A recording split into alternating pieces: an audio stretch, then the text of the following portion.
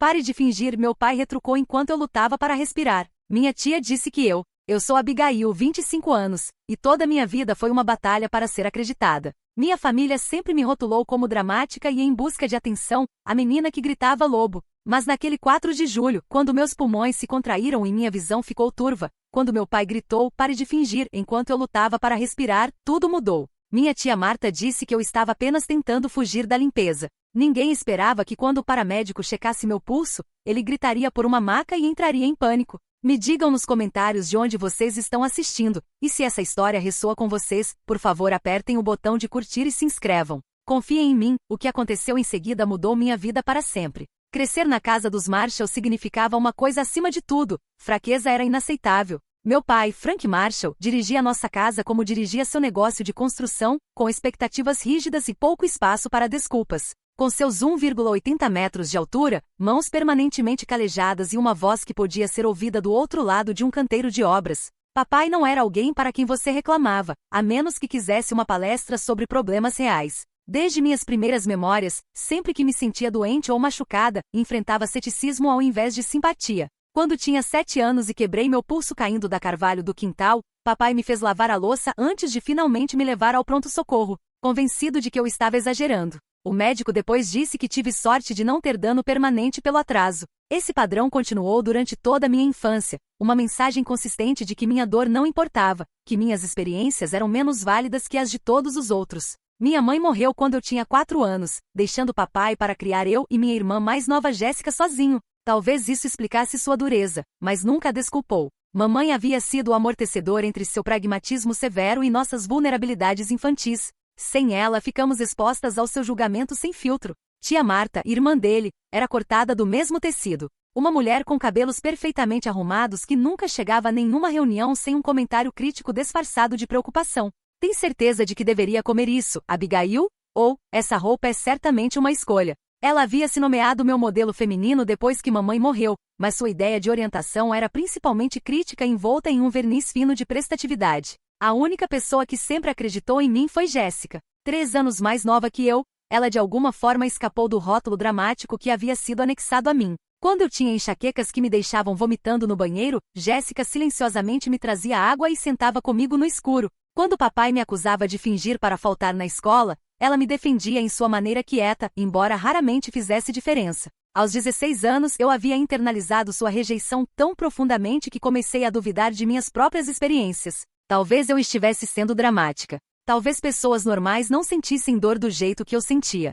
Parei de mencionar quando me sentia mal, empurrando através de febres e ferimentos com determinação teimosa. Isso apenas reforçou sua crença de que minhas reclamações anteriores haviam sido exageros. Quando fui aceita na Universidade Estadual, a 480 quilômetros de distância, parecia como uma fuga da prisão. Por 4 anos construí uma vida onde as pessoas acreditavam na minha palavra. Minha colega de quarto Elaine nunca questionava quando eu dizia que precisava de um dia quieto por uma enxaqueca. Meus professores concediam extensões quando eu estava genuinamente doente. Pela primeira vez, experimentei como era ser acreditada, ter minhas experiências validadas ao invés de rejeitadas. Após a formatura, encontrei um emprego em uma empresa de marketing na cidade e jurei nunca me mudar de volta para casa. Ligava nos feriados, visitava 2 vezes por ano com estratégias de saída cuidadosamente planejadas. E construí uma vida separada da família que me fez duvidar de minha própria realidade. Então veio a crise econômica. Nossa empresa perdeu 3 clientes importantes em um único mês. Sendo uma das contratações mais novas, estava entre as primeiras a serem demitidas. Com empréstimos estudantis e aluguel de cidade grande, minhas economias desapareceram alarmantemente rápido. Após 3 meses de busca de emprego sem sucesso, enfrentei o impensável: me mudar de volta para minha cidade natal. Papai ofereceu o apartamento acima da garagem sem aluguel até eu me reerguer. Jéssica, agora enfermeira no hospital local, parecia genuinamente feliz em me ter mais perto. Até tia Marta fez ruído sobre conexões em seu clube de campo que poderiam estar contratando. Engolindo meu orgulho, embalei meu apartamento e dirigi de volta ao lugar do qual havia sido tão desesperada para escapar. A celebração do 4 de julho era uma tradição anual em nossa família. Os Marshall, junto com vários tios, tias e primos, se reuniriam em nossa casa para um churrasco antes de assistir fogos de artifício de nosso quintal, que tinha vista para o parque da cidade. Este ano, comigo de volta em casa, papai deixou claro que esperava que eu assumisse as funções de anfitriã que uma vez foram de minha mãe, e que haviam caído para um elenco rotativo de parentes femininas após ela morrer. Você mora aqui agora, ele disse quando sugeri que tia Marta poderia querer cuidar da comida como havia feito pelos últimos anos. Hora de puxar seu peso. Então passei a semana antes do 4 de julho limpando a casa, planejando um cardápio e comprando suprimentos. Tudo isso enquanto continuava minha busca de emprego cada vez mais desesperada. A pressão para criar uma reunião perfeita pesava muito. Eu sabia que qualquer falha seria atribuída à minha suposta incompetência ao invés dos padrões impossíveis estabelecidos para mim. Mal sabia que essa reunião familiar se tornaria um ponto de virada não apenas em como minha família me via, mas em se eu sobreviveria. O primeiro sinal de que algo estava errado veio 3 dias antes do 4 de julho.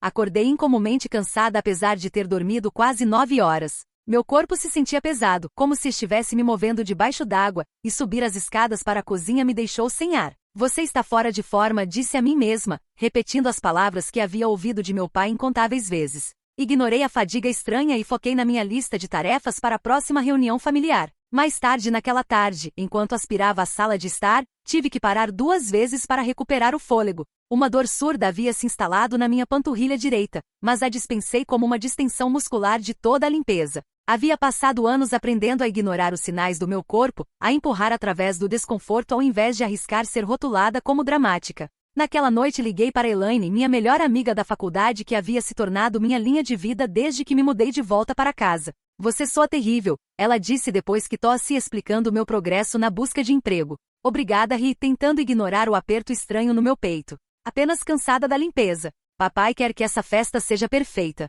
Seu pai poderia contratar faxineiros com o que ele ganha, Elaine apontou. Ele apenas quer te manter ocupada para que se sinta em dívida. Talvez, admiti. Mas que escolha eu tenho agora? Apenas seja cuidadosa, Abby, ela disse, sua voz se suavizando. Você sabe como fica quando está de volta lá, ignorando quando seu corpo está dizendo que algo está errado. Prometi a ela que descansaria, mas depois que desligamos, fiquei até meia-noite preparando comida para a festa. Na manhã seguinte, a fadiga estava pior. Tomei um banho e tive que sentar no meio, de repente tonta. Olhando para trás, deveria ter reconhecido esses como sinais de aviso. Mas anos de condicionamento me ensinaram a duvidar de minhas próprias experiências, a assumir que estava exagerando. No dia 3 de julho, a dor na minha perna havia se intensificado, acompanhada por uma dor ocasional aguda no meu peito quando respirava fundo. Enfaixei minha panturrilha, tomei alguns analgésicos sem prescrição e continuei com os preparativos. A voz na minha cabeça que sugeria que algo poderia estar seriamente errado foi abafada pela voz mais alta, aquela que soava notavelmente como meu pai me chamando de dramática. Na manhã do 4 de julho, acordei me sentindo decididamente mal. Minha respiração parecia superficial, como se não conseguisse encher completamente meus pulmões. O simples ato de me vestir me deixou tonta. Ainda assim, tinha uma festa para dar. A família estaria chegando em apenas algumas horas. E nada estava pronto para os padrões do meu pai. Empurrei através do desconforto, arrumando mesas no quintal, organizando cadeiras, pendurando decorações. Cada tarefa exigia mais esforço do que deveria, mas atribuí isso ao estresse e falta de sono. Ao meio-dia estava me movendo em câmera lenta, mas o quintal parecia festivo com serpentinas vermelhas, brancas e azuis e uma mesa posta para 16 pessoas. Jéssica chegou cedo para ajudar, dando uma olhada em mim e franzindo a testa. Você parece terrível, Abby. Está se sentindo bem? Apenas cansada, disse, a resposta automática tão enraizada que nem considerei uma alternativa. Pode me ajudar a carregar as caixas de gelo? Enquanto arrastávamos as caixas pesadas cheias de gelo e bebidas para o quintal, uma dor aguda disparou pelo meu peito tão intensa que quase derrubei minha parte. Jéssica notou minha careta. Sério, o que há de errado? Ela insistiu. Nada. Provavelmente puxei um músculo. Forcei um sorriso, ignorando como meu coração parecia estar correndo apesar de me mover lentamente. A memória do teste de ciências da 8ª série de repente passou pela minha mente. Havia acordado com febre e implorado para ficar em casa. Papai me acusou de tentar evitar o teste, me forçando a ir para a escola onde vomitei no meio do exame. Mesmo então, quando a evidência da minha doença era inconfundível, fui repreendida por fazer uma cena. Aquele dia me ensinou uma lição poderosa sobre a futilidade de expressar dor em minha família. Às 2 horas os convidados começaram a chegar. Tio Robert e tia Diane com seus adolescentes. O primo Patrick do papai e sua nova esposa. Vovó Marshall, agora com 86 anos, mas ainda afiada como uma navalha. Com cada chegada eu coloquei um sorriso mais brilhante, ignorando o aperto crescente no meu peito e a sensação estranha de formigamento nos meus dedos. Tia Marta chegou por último, como sempre, fazendo sua entrada com uma varredura crítica das decorações. Bem, você certamente foi com um tema, não foi? Ela disse, observando a decoração patriótica que havia passado horas arrumando. Então se virou para mim, suas sobrancelhas se levantando. Meu Deus, Abigail, você parece terrível. Está tentando chamar a atenção de novo? Bom te ver também, tia Marta disse, pegando sua travessa com mãos que se sentiam estranhamente dormentes. Todo mundo está no quintal. Deveria colocar um pouco de cor no seu rosto antes de se juntar a nós, ela aconselhou, batendo na minha bochecha. Ninguém quer olhar para alguém que parece meio morta numa festa. A ironia de suas palavras não me atingiu até muito mais tarde. Quando nos sentamos para comer, estava lutando para manter a fachada de normalidade. O simples ato de respirar havia se tornado algo em que tinha que me concentrar conscientemente. Cada inalação se sentia incompleta, como se meus pulmões estivessem se enchendo de algodão ao invés de ar. Belisquei minha comida, incapaz de ter apetite, apesar de ter pulado o café da manhã para terminar os preparativos. Papai notou, claro. Nada escapava à sua atenção quando se tratava de falhas percebidas. Depois de todo o dinheiro que gastei em comida, você poderia pelo menos comer, ele murmurou enquanto passava a salada de batata. Assenti e forcei uma garfada na minha boca, embora engolir parecesse um esforço enorme. Do outro lado da mesa, Jéssica me observava com olhos preocupados, mas não disse nada. Ela havia aprendido, como eu, que desafiar papai na frente da família apenas piorava as coisas. A refeição continuou, a conversa fluindo ao meu redor enquanto me concentrava na tarefa cada vez mais difícil de respirar normalmente. Ninguém mais parecia notar minha luta, ou se notavam, escolhiam ignorar. Anos sendo chamada de dramática haviam efetivamente treinado minha família a não ver minha dor, mesmo quando estava claramente escrita no meu rosto. Quando os pratos foram recolhidos e a sobremesa foi servida, a pressão no meu peito se intensificou. Uma dor aguda e penetrante irradiou pelo meu lado direito, fazendo-me ofegar audivelmente. Algumas cabeças se viraram na minha direção, mas rapidamente retornaram às suas conversas quando forcei um sorriso. Banheiro, murmurei para ninguém em particular, levantando-me instável da minha cadeira. No banheiro do andar de baixo, agarrei as bordas da pia e encarei meu reflexo. O rosto me olhando de volta era assustador. Meus lábios tinham um tom azulado, minha pele estava pálida e suada. E meus olhos estavam arregalados com um medo que não conseguia mais suprimir. Algo estava muito errado. Isso não era estresse ou ansiedade, ou qualquer uma das outras coisas que estava dizendo a mim mesma. Respinguei água fria no meu rosto tentando acalmar meu coração acelerado. A dor no meu peito vinha em ondas agora, cada uma mais intensa que a anterior. Minha respiração estava se tornando cada vez mais laboriosa, cada inalação mais superficial que a anterior. Se controle, sussurrei para meu reflexo, repetindo o mantra que meu pai havia usado durante toda a minha infância. Pare de ser dramática. Mas meu corpo estava além de responder a esses comandos enraizados. Isso não era algo que eu pudesse superar apenas com força de vontade. Fiquei no banheiro por vários minutos, tentando me recompor antes de retornar ao quintal. O esforço de caminhar esses poucos passos me deixou tonta e ofegante. Papai segurou meu braço quando quase tropecei de volta na minha cadeira. Você está bem? Ele perguntou, mas a pergunta carregava mais irritação que preocupação. Bem, consegui dizer, a mentira automática. Quando a sobremesa terminou, papai se levantou, batendo palmas para chamar atenção. Certo, pessoal. Jéssica e Abigail vão cuidar da limpeza enquanto o resto de nós vai para a frente da casa preparar para os fogos de artifício. Jéssica começou a recolher pratos, me lançando olhares preocupados enquanto permaneci sentada tentando reunir energia para me levantar novamente. A família se dispersou, nos deixando sozinhas com as consequências da refeição. Eu cuido disso, Jéssica disse quietamente. Você parece que vai desmaiar. Não insisti, me forçando a ficar de pé. Papai vai notar. Na cozinha, comecei a carregar a lava-louças enquanto Jéssica raspava sobras em recipientes. O simples ato de me abaixar enviou ondas de tontura através de mim. As luzes da cozinha pareciam muito brilhantes, depois muito escuras, minha visão tunelando estranhamente. A pilha de pratos nas minhas mãos de repente pareceu impossivelmente pesada. Tentei colocá-los no balcão, mas meus braços não cooperaram. O barulho de pratos quebrando ecoou pela cozinha quando os pratos escorregaram das minhas mãos e se estilhaçaram no piso de ladrilho. O barulho trouxe meu pai de volta para a cozinha, seu rosto escuro de raiva. Que diabos, Abigail? Esses eram os pratos da sua mãe. Eu tentei explicar, mas meus pulmões pareciam se contrair. Não conseguia puxar ar suficiente para formar palavras. Minha mão foi para o meu peito, pressionando contra a dor como uma morsa que havia se instalado lá. Não consigo respirar, finalmente ofeguei, as palavras mal audíveis. Papai revirou os olhos, interpretando meu sofrimento físico como uma resposta emocional por quebrar os pratos. Pare de fingir, ele estralou. Limpe essa bagunça e volte ao trabalho. Tia Marta apareceu atrás dele, observando os pratos quebrados com desaprovação. Sério, Abigail? Todos sabemos que você sempre tentou fugir da limpeza. Mas, isso é ridículo. As bordas da minha visão começaram a escurecer enquanto lutava por ar. Alcancei o balcão para me equilibrar, derrubando um copo que se juntou aos pratos estilhaçados no chão. Ela não está fingindo, Jéssica disse, sua voz se elevando em alarme enquanto se movia para o meu lado. Olhem para ela. Algo está realmente errado. Ela sempre foi assim, papai dispensou, embora um lampejo de incerteza cruzasse seu rosto quando observou minha forma ofegante.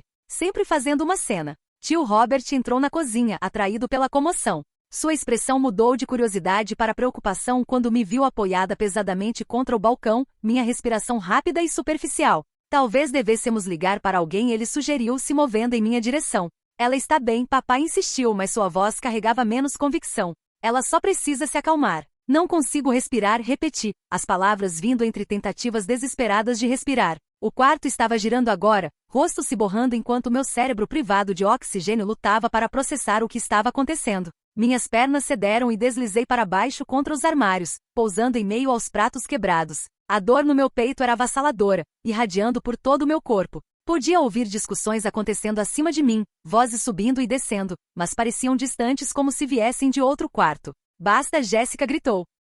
Um som tão inesperado da minha irmã, normalmente quieta, que momentaneamente silenciou todos. Estou ligando para o 911. Olhem para os lábios dela, estão azuis. Não se atreva, papai avisou, mas Jéssica já estava puxando seu telefone, recuando quando ele se moveu para impedi-la. Se você estiver errada, nunca vai ouvir o fim disso, tia Marta disse, mas havia medo em sua voz agora. Eu estava além de me importar com suas reações. Todo o meu foco havia se estreitado para a luta desesperada por ar. Cada respiração era uma batalha que estava perdendo. O teto da cozinha inclinou e balançou acima de mim enquanto me abaixei ainda mais, não conseguindo mais me manter ereta. Através da escuridão crescente ouvi a voz de Jéssica, firme e clara enquanto falava com o despachante de emergência. Minha irmã não consegue respirar. Sim, ela está consciente, mas mal 25 anos. Nenhuma condição cardíaca ou pulmonar anterior que saibamos. Uma nova voz cortou o caos, minha avó que havia entrado na cozinha despercebida. Deem espaço para ela, ela comandou. E surpreendentemente todos obedeceram.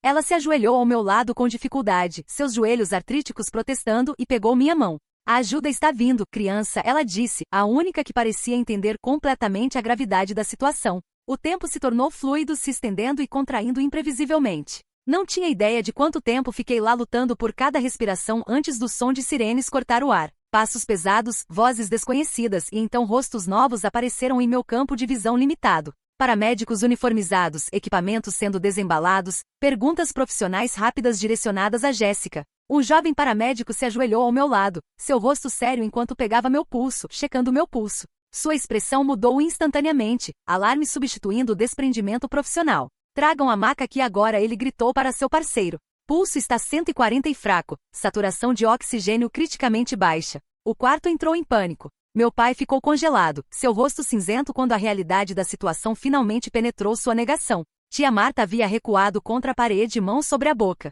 Jéssica estava chorando, respondendo perguntas sobre meus sintomas enquanto vovó segurava seus ombros. Enquanto os paramédicos trabalhavam ao meu redor, anexando monitores e colocando uma máscara de oxigênio sobre meu rosto, peguei um vislumbre da expressão do meu pai. Pela primeira vez na minha vida vi medo em seus olhos, e por baixo disso, o horror crescente do reconhecimento. Ele havia estado errado. Catastroficamente e perigosamente errado. O oxigênio ajudou ligeiramente, mas respirar permaneceu uma luta. Os paramédicos falavam em tons urgentes usando terminologia médica que não entendia completamente. Palavras como cianótica e taquicárdica filtraram através de minha consciência desvanecente. Eles me levantaram na maca com eficiência cuidadosa. Quando a levantaram à altura da cintura, minha visão se estreitou a um ponto, os rostos da minha família recuando na escuridão enquanto a consciência escorregava. A última coisa que lembro era o lamento contínuo das sirenes e a sensação de movimento enquanto me tiravam correndo da casa onde nunca havia sido acreditada. Fragmentos de consciência iam e vinham enquanto era carregada na ambulância. O teto do veículo, luzes brilhantes se movendo através do meu campo de visão. A pressão da máscara de oxigênio no meu rosto. As vozes dos paramédicos, urgentes mas controladas. Pará está caindo, 70 por 40. Pegue outra linha. Possível EP. Ligue antes para o pronto-socorro. Jéssica estava lá de alguma forma, segurando minha mão, seu rosto com lágrimas e aterrorizado. Eles a deixaram entrar na ambulância? Não conseguia lembrar dela entrando, mas estava grata por sua presença, uma âncora familiar no caos. Aguente, Abby, ela continuava dizendo, por favor aguente. Tentei acenar, apertar sua mão, dar alguma indicação de que a ouvia, mas meu corpo não respondia aos meus comandos. O simples ato de respirar consumia toda a minha energia e foco. Cada inalação era uma batalha, cada exalação um alívio momentâneo antes da luta começar novamente. O tempo perdeu todo o significado. O passeio de ambulância poderia ter sido minutos ou horas. A sirene gemia acima, o som desvanecendo e voltando conforme minha consciência fluía e refluía. Rostos novos apareceram quando as portas da ambulância se abriram. Mais uniformes, mais vozes urgentes. Fui levada rapidamente através de portas automáticas, luzes fluorescentes passando acima em um borrão vertiginoso. Mulher de 25 anos, desconforto respiratório agudo, taquicárdica, hipotensa. O paramédico despejou informações para a equipe médica recebedora enquanto me transferiam da maca da ambulância para uma maca do hospital. O movimento enviou novas ondas de dor através do meu peito e devo ter feito algum som de angústia porque Jéssica apertou minha mão mais forte. Você tem que esperar aqui, alguém disse a ela quando chegamos a um conjunto de portas duplas. Seu rosto desmoronou, mas ela assentiu, liberando minha mão com relutância óbvia. Estarei bem do lado de fora, Abby, ela prometeu. Não vou a lugar nenhum. Além das portas, a atividade se intensificou. O médico se inclinou sobre mim, brilhando uma luz nos meus olhos, fazendo perguntas que não conseguia responder através da máscara de oxigênio e minha própria falta de ar. Abigail, você pode me ouvir? Eu sou a doutora Winters. Vamos cuidar de você. Monitores apitavam, agulhas picavam minha pele, e vozes gritavam números e termos médicos ao meu redor.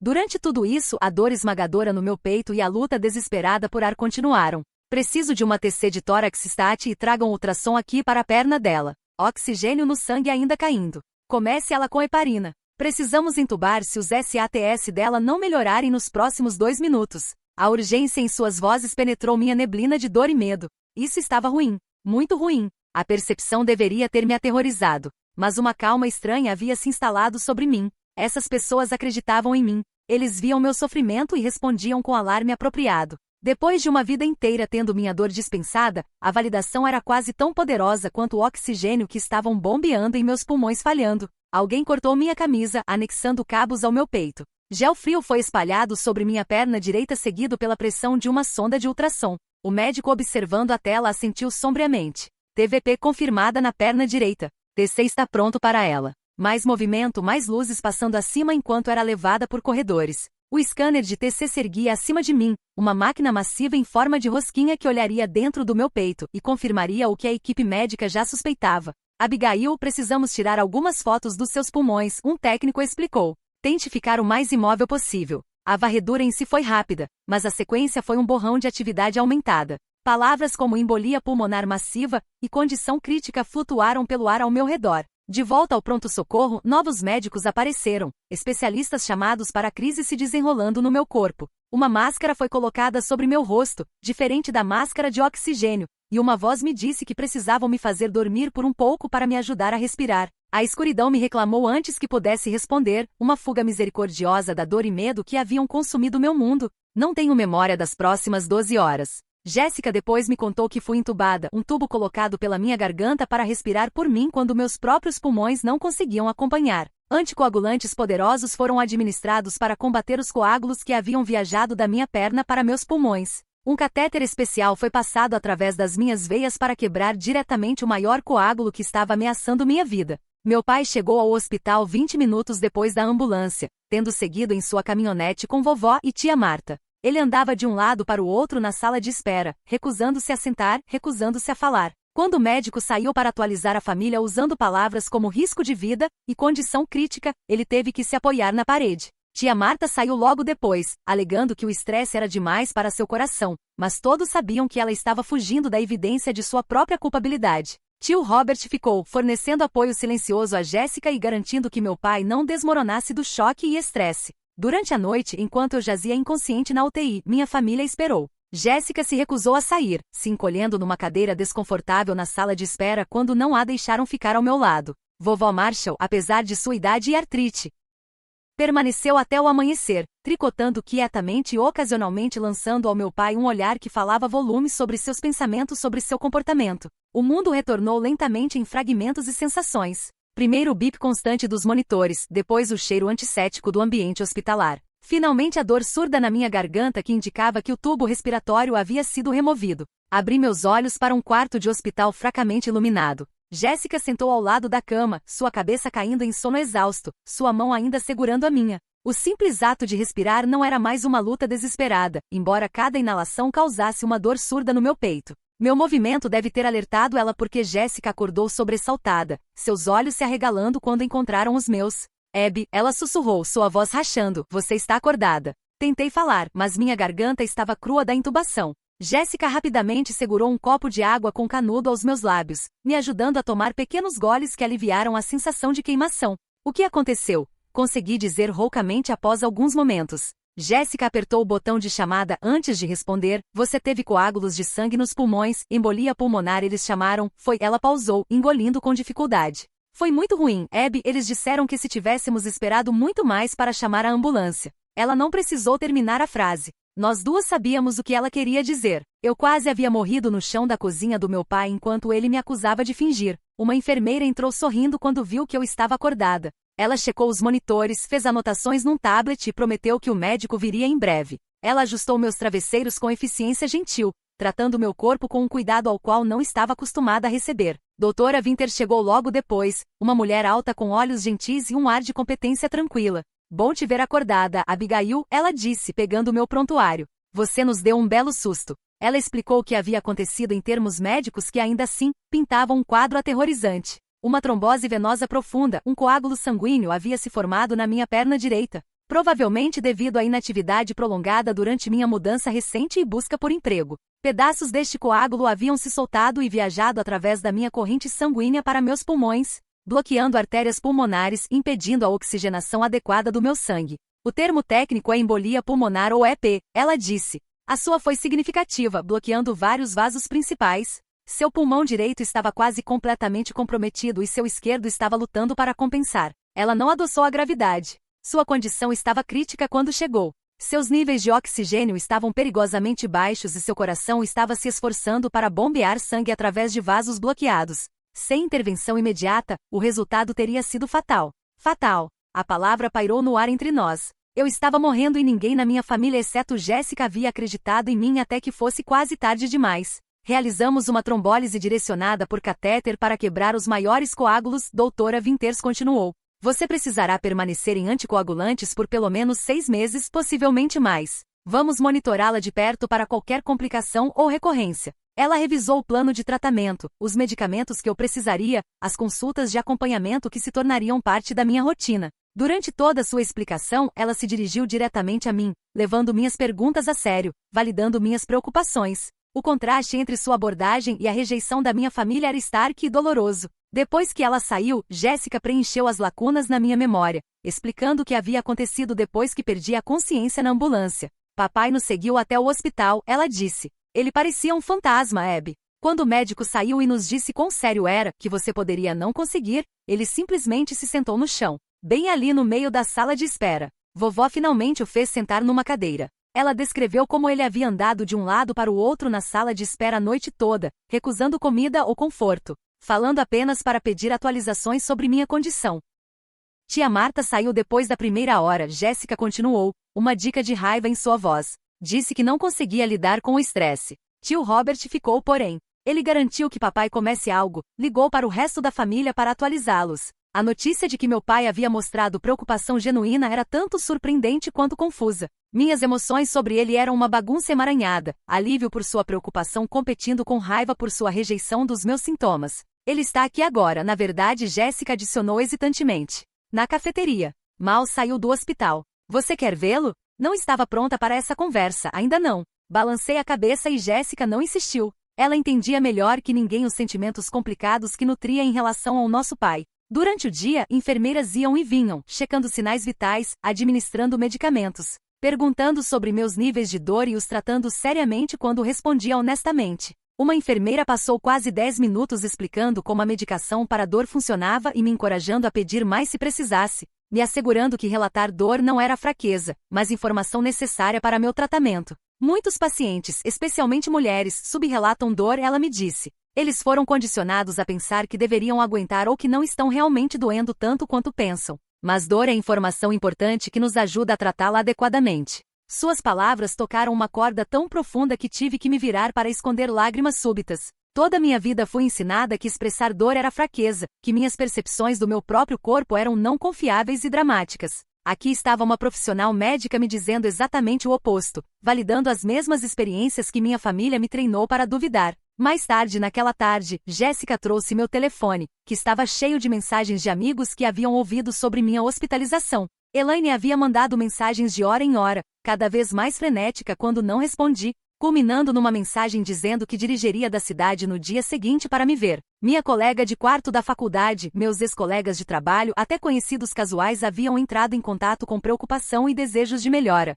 Suas mensagens formavam um contraste stark com anos de rejeição da minha família. Essas pessoas, algumas das quais conheci há pouco tempo, acreditaram em mim sem questionar quando Jéssica lhes disse que eu estava seriamente doente. A porta do meu quarto de hospital se abriu, me tirando dessas reflexões. Meu pai estava na entrada, parecendo menor de alguma forma, diminuído pela preocupação e o que poderia ter sido culpa. Jéssica apertou minha mão e discretamente saiu, nos dando privacidade para o que inevitavelmente seria uma conversa difícil. Papai se aproximou da cama cautelosamente, seus olhos observando os monitores, as linhas quarta, o aparato hospitalar que testemunhava a gravidade da minha condição. Abigail, ele disse, sua voz áspera de emoção. Como você está se sentindo? Melhor, respondi simplesmente sem saber o que mais dizer. Ele assentiu, então ficou alcovardamente ao lado da minha cama, mãos enfiadas nos bolsos. O silêncio se estendeu entre nós, pesado com acusações não ditas e desculpas. O médico disse que você vai ficar bem, ele finalmente disse. São boas notícias.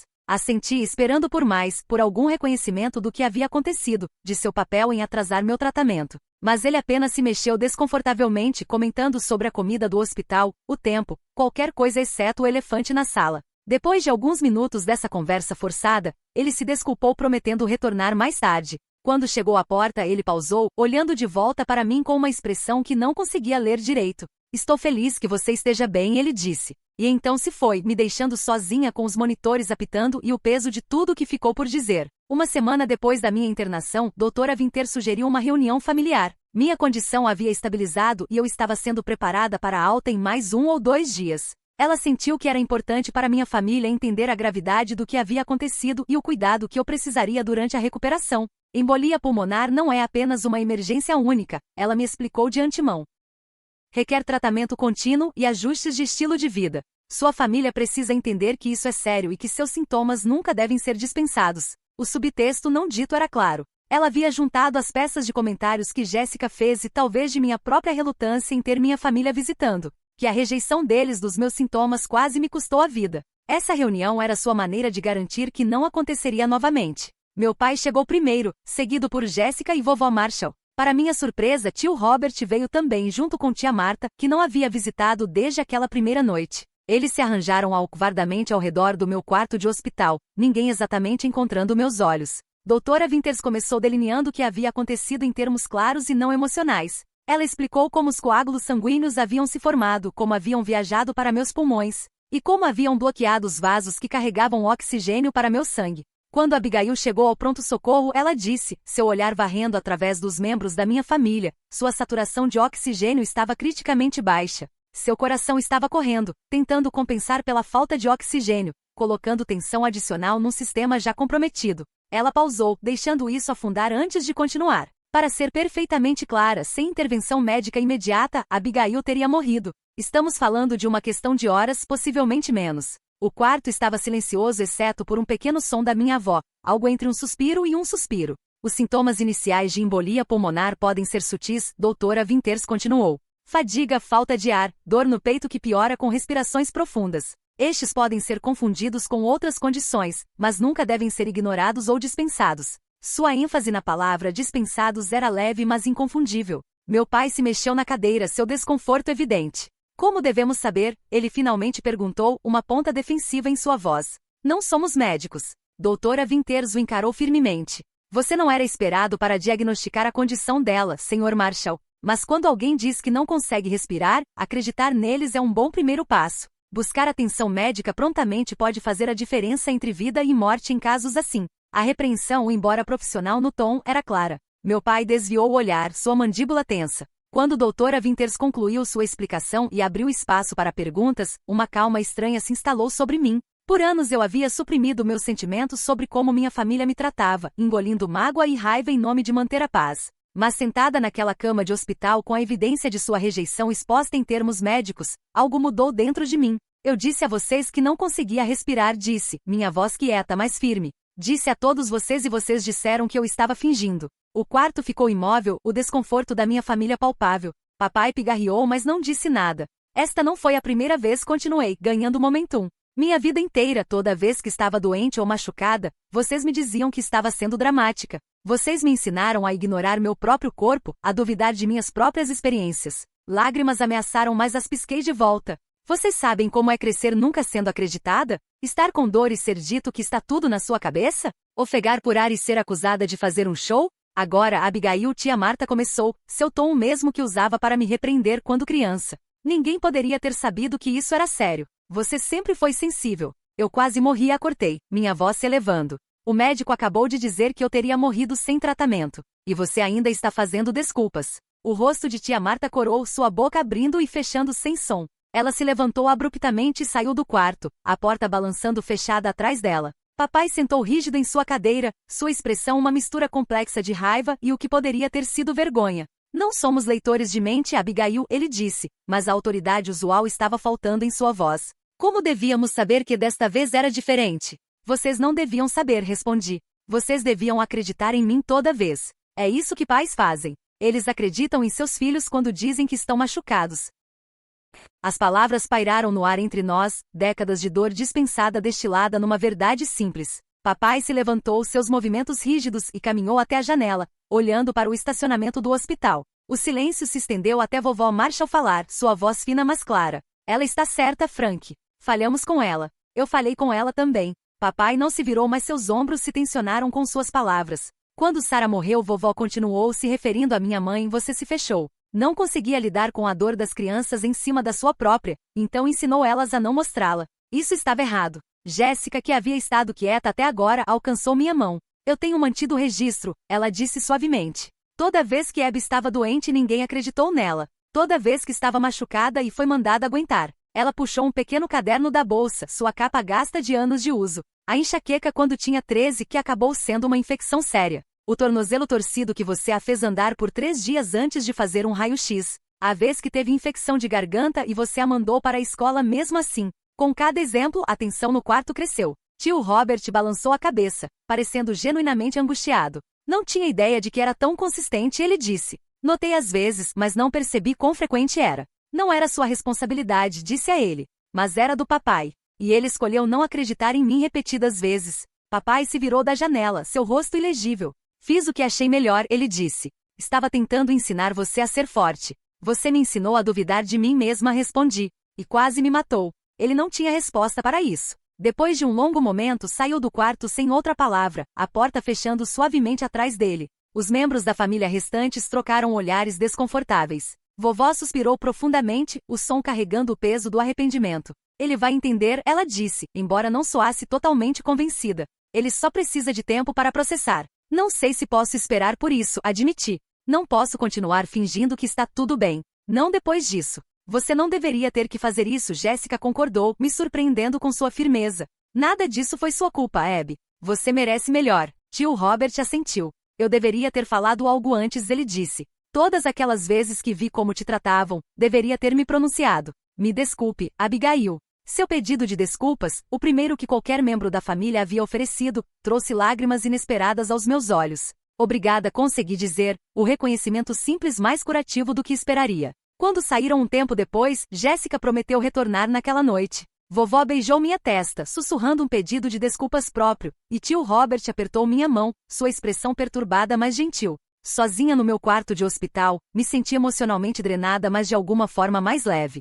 Pela primeira vez havia falado minha verdade sem minimizá-la ou fazer desculpas para aqueles que me machucaram. A família havia se fraturado ao longo de novas linhas, aqueles que podiam reconhecer o erro que havia sido feito e aqueles que não podiam enfrentá-lo. Não era ingênua o suficiente para pensar que um confronto curaria décadas de dano. Meu pai poderia nunca admitir completamente seu papel no que aconteceu, e tia Marta provavelmente continuaria a reescrever a história para se absolver da culpa. Mas algo fundamental havia mudado. Eu havia encontrado minha voz, e não seria silenciada novamente. Naquela noite, Elaine chegou da cidade, irrompendo no meu quarto com uma mala de fim de semana e lágrimas nos olhos. Ela me abraçou cuidadosamente, atenta às linhas quarta, então sentou na borda da cama exigindo a história completa. Contei tudo dos sintomas iniciais que ignorei ao confronto com minha família. Ela ouviu sem interrupção, sua expressão mudando de preocupação para raiva para alívio. Sempre soube que sua família era problemática, ela disse quando terminei. Mas isso leva a um nível totalmente novo. Eles poderiam ter te matado com sua negação. Sua raiva justa em meu favor foi validante de uma maneira que poucas coisas haviam sido. Elaine sempre havia acreditado em mim, nunca questionou quando disse que não estava bem, nunca me acusou de exagero ou drama. O que vai fazer agora? Ela perguntou. Não pode voltar a morar com seu pai. Era uma pergunta que havia evitado, mas que precisava de uma resposta. A perspectiva de retornar ao apartamento acima da garagem do meu pai, de navegar pelas dinâmicas familiares fraturadas enquanto ainda fisicamente vulnerável, era esmagadora. Não sei, admiti. Não posso pagar meu próprio lugar ainda, não até encontrar um emprego. Então você vai voltar comigo, Elaine declarou como se fosse a solução mais óbvia do mundo. Minha colega de quarto se mudou mês passado, lembra? O segundo quarto está só lá vazio. Sua oferta abriu uma porta que não havia ousado considerar, um caminho de volta à independência que havia relutantemente entregado quando perdi meu emprego. De volta a um lugar onde era acreditada e respeitada. Tem certeza? Perguntei, esperança surgindo apesar de minhas tentativas de temperá-la. Absolutamente, ela respondeu. Apenas foque em melhorar. Vamos descobrir o resto. Enquanto conversávamos pela noite, fazendo planos para minha recuperação e eventual retorno à cidade, senti uma sensação de possibilidade que havia estado faltando desde que me mudei de volta para casa. Esta crise de saúde, por mais aterrorizante que tivesse sido, havia forçado um acerto de contas que estava atrasado há muito tempo. Me mostrou quem realmente se importava comigo e quem estava disposto a enfrentar verdades desconfortáveis. Mais importante, me lembrou de confiar em mim mesma, de acreditar em minhas próprias experiências mesmo quando outros as questionassem. Essa lição, por mais dolorosa que tenha sido aprender, poderia ter salvado minha vida. 2 meses após minha embolia pulmonar quase fatal, fiquei na cozinha do meu novo apartamento preparando chá enquanto a luz do sol entrava pelas janelas. O lugar era pequeno mas brilhante, um segundo andar numa vizinhança quieta nos arredores da cidade. Jéssica havia se mudado comigo, ocupando o segundo quarto depois de conseguir uma transferência para um hospital próximo. Minha recuperação física havia sido mais lenta do que antecipava. As primeiras semanas foram marcadas por fadiga avassaladora, dor persistente no peito, e a vigilância constante requerida pelo meu regime de medicação. Anticoagulantes significavam monitorar por hematomas ou sangramento incomum. Cada pontada no meu peito trazia medo de outro coágulo. Cada consulta de acompanhamento carregava a ansiedade de potencialmente más notícias. Mas gradualmente meu corpo se curou. Minha função pulmonar melhorou, minha energia retornou em pequenos incrementos, e o medo recuou o suficiente para permitir que a vida normal retomasse. Encontrei um emprego como assistente de marketing virtual, me permitindo trabalhar de casa enquanto continuava a me recuperar. O pagamento era menor que minha posição anterior, mas cobria minha parte do aluguel e utilidades, e a flexibilidade acomodava minhas consultas médicas frequentes. Meu relacionamento com minha família permanecia complicado. Papai havia feito tentativas a VAR de reconciliação, mandando mensagens de texto, perguntando sobre minha saúde, oferecendo ajuda financeira que educadamente recusei. Falávamos ao telefone ocasionalmente, conversas que cuidadosamente evitavam qualquer menção do passado. Ele nunca explicitamente se desculpou por dispensar meus sintomas, mas não questionava mais quando mencionava me sentir mal. Tia Marta e eu não tínhamos contato algum. Ela havia mandado um cartão genérico de melhoras para o hospital sem mensagem pessoal, e nenhuma de nós havia tentado contato desde então. O silêncio entre nós era um alívio, um reconhecimento de que alguns relacionamentos estavam muito danificados para salvar. Vovó Marshall ligava semanalmente, nossas conversas mais abertas e honestas do que jamais haviam sido. Ela havia começado terapia, buscando entender os padrões familiares que levaram a dinâmicas tão prejudiciais. Deveria ter te protegido mais, ela me disse uma vez. Viu o que estava acontecendo e não disse nada. Isso para agora. Tio Robert havia se tornado um aliado inesperado, visitando frequentemente e fazendo questão de perguntar genuinamente sobre minha saúde e bem-estar. Ele havia confrontado papai sobre seu tratamento comigo, causando uma ruptura entre eles que ainda não havia curado. Mas a mudança mais profunda foi dentro de mim mesma. Havia parado de questionar minhas próprias experiências, quando meu corpo sinalizava dor ou doença. Eu escutava sem o filtro de dúvida que havia sido instilado em mim. Não esperava mais até que sintomas se tornassem insuportáveis antes de buscar ajuda. Havia aprendido a um custo alto que minhas percepções eram válidas, minha dor real, minhas necessidades legítimas. Uma terça-feira de manhã, esbarrei com papai no supermercado, um encontro inesperado que nos deixou momentaneamente sem palavras na seção de produtos. Ele parecia mais velho de alguma forma, as linhas ao redor de seus olhos mais profundas do que lembrava. Abigail, ele finalmente disse. Você parece bem. Estou chegando lá, respondi, o alquvarnes entre nós palpável. Ele mudou de um pé para o outro, examinando uma maçã com atenção desnecessária. Jéssica disse que seu novo emprego está indo bem. Está. A empresa quer torná-lo permanente mês que vem. Ele assentiu, parecendo genuinamente satisfeito. Isso é bom, muito bom. Ficamos em silêncio por um momento, cercados por estranhos selecionando frutas e vegetais, o pano de fundo comum destacando a tensão extraordinária entre nós. Tenho pensado, ele finalmente disse, colocando a maçã de volta. Sobre o que aconteceu. Sobre tudo. Esperei, sem saber para onde isso estava indo, relutante em tornar mais fácil para ele. Estava errado, ele continuou, as palavras claramente difíceis para ele. Não apenas sobre a embolia. Sobre muitas coisas. A maneira como te criei depois que sua mãe morreu. Achei que estava te ensinando a ser forte. Não percebi que estava te ensinando que seus sentimentos não importavam. Não era exatamente um pedido de desculpas, mas era mais reconhecimento do que ele jamais havia oferecido antes. Assenti, aceitando suas palavras sem me apressar para absolvê-lo da culpa. Ainda estou com raiva, disse honestamente. Posso estar por muito tempo, mas aprecio você dizer isso. Ele aceitou isso com um aceno próprio. Talvez pudéssemos jantar algum dia. Você e Jéssica também. Quando estiver pronta. Talvez, concordei, não me comprometendo mas não recusando totalmente. Vou pensar nisso. Nos separamos awkwardmente mas algo havia mudado. Uma porta havia sido entreaberta permitindo a possibilidade de um tipo diferente de relacionamento no futuro, um construído sobre honestidade ao invés de negação. De volta ao apartamento, encontrei Jéssica fresca de um turno noturno bebendo café no balcão da cozinha. Contei sobre o encontro com papai e ela ouviu pensativamente. Você acha que ele realmente entende?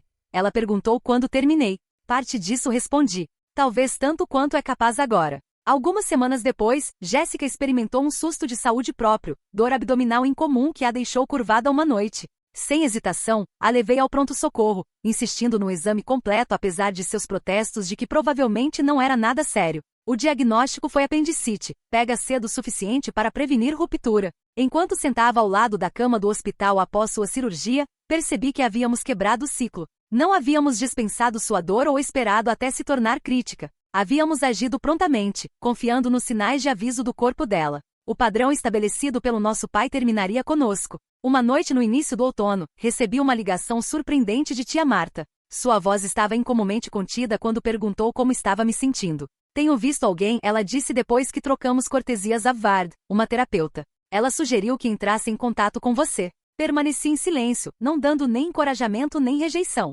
Disse algumas coisas terríveis naquele dia, ela continuou. Quando você estava doente e antes disso também, ao longo dos anos. Estava errada e peço desculpas. O pedido de desculpas foi inesperado e estranhamente desarmante. Obrigada por dizer isso, respondi, sem saber o que mais acrescentar. Sua mãe ficaria envergonhada de como a tratamos, ela disse, sua voz falhando. Ela nunca teria permitido isso. A menção da minha mãe, raramente discutida em nossa família, me pegou desprevenida. Mal me lembro dela, admiti. Ela era uma defensora feroz de seus filhos, tia Marta disse. Ela teria acreditado em você. Sempre. Depois que desligamos, sentei com esse novo conhecimento, essa peça da minha mãe que nunca havia conhecido. Talvez sua defesa tivesse vivido em mim, na minha eventual recusa de ser dispensada, na minha insistência em ser ouvida. Quando o outono se aprofundou, minha vida se estabeleceu em novos padrões. Sessões semanais de terapia me ajudaram a processar o trauma médico e as dinâmicas familiares. Check-ups mensais confirmaram minha recuperação contínua. Caminhadas diárias construíram minha força e resistência. O medo de outra embolia pulmonar nunca desapareceu completamente, mas recuou o suficiente para permitir que alegria e atividades normais preenchessem meus dias. Um sábado numa cafeteria local, ouvi uma jovem mulher na mesa ao lado descrevendo sintomas para sua amiga. Sintomas que sua família havia dispensado como ansiedade ou exagero. A familiaridade de sua história me atraiu, e antes que pudesse reconsiderar, me encontrei me virando em direção a ela. Desculpe interromper, disse, mas não pude deixar de ouvir. Por favor, faça esses sintomas serem examinados, mesmo se ninguém acreditar em você. Compartilhei brevemente minha história, observando sua expressão mudar de surpresa para reconhecimento. Achei que talvez estivesse exagerando, ela admitiu. Confie em si mesma, disse. Você conhece seu corpo melhor que qualquer outra pessoa. E se seu médico a dispensar, encontre outro que escutará. Enquanto caminhava para casa depois, reflete sobre quão longe havia chegado daquele 4 de julho quando ofeguei por ar no chão da cozinha do meu pai. A jornada havia sido dolorosa, as lições conquistadas duramente, mas emergi com algo precioso, o conhecimento inabalável de que minhas experiências eram reais, minhas percepções válidas, minha voz digna de ser ouvida. A embolia pulmonar quase tirou minha vida, Mas ao sobreviver a ela, encontrei um tipo de liberdade que nunca havia conhecido antes. A liberdade de confiar completamente em mim mesma. Nenhuma rejeição, nenhuma dúvida, nenhuma crítica poderia abalar essa fundação agora. E nessa confiança encontrei não apenas cura, mas força. Você já experimentou uma situação onde suas preocupações foram dispensadas por aqueles que deveriam ter acreditado em você? Como encontrou coragem para confiar em si mesmo apesar das dúvidas dos outros? Compartilhem suas histórias nos comentários abaixo e lembrem-se de curtir, se inscrever e compartilhar este vídeo se ressoou com vocês. Sua história importa e sua voz merece ser ouvida. Obrigada por ouvirem a minha e espero que os ajude a confiar um pouco mais em seus próprios instintos hoje.